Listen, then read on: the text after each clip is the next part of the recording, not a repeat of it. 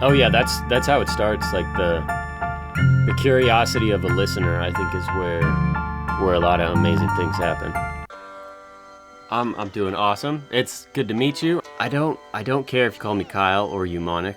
Yeah. I'm from Colorado originally. I always had a kind of performing knack as in my life or in my childhood. I played acoustic guitar like 3rd or 4th grade, something like that. Yeah, and then in 6th grade, I joined the band and I played trombone. Then I did some ballet dance and jazz and tap. Tap is really cool because you're like making beats with your feet. That's pretty fire if you ask me. Anyway, then in high school, I was really like unsure, even socially, of what I was doing and what was going on in my life. I was very confused and felt isolated. I always point it back to Dilated People's Worst Comes to Worst, underground hip hop track, this trio from LA. I saw DJ Babu scratching, and that was the first time I really saw like a proper DJ doing his thing. I think I was 12 or 13 years old. In my young mind at that time, I was like, that is the thing that is missing from my life. Like, I completely identify with that. I don't know what that is, but I want to know what it is. That launched throughout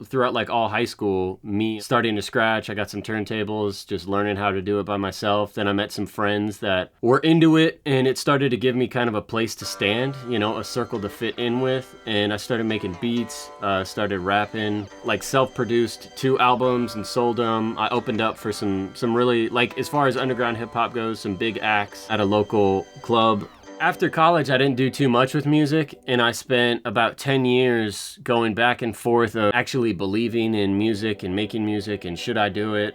Should I just sell all my equipment? And that happened more than once, where it was just like this cyclical self-doubt thing, unfortunately.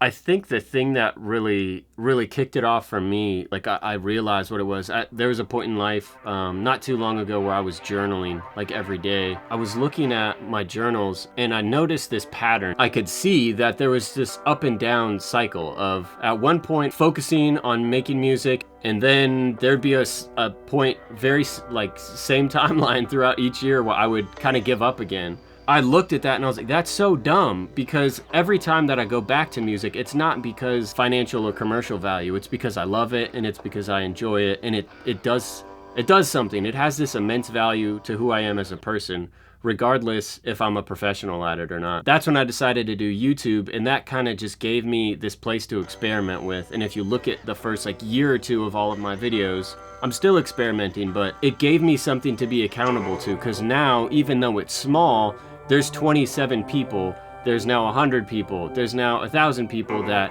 at least have some type of interest in what I'm doing. And it was almost like I realized that I had something that was valuable, and I could give that to people in a confident way. And so even on the days when I doubt it, that fact remains that even if I don't feel it right now, it's still valuable and it's worth pursuing. And that has turned into this like prolonged excitement.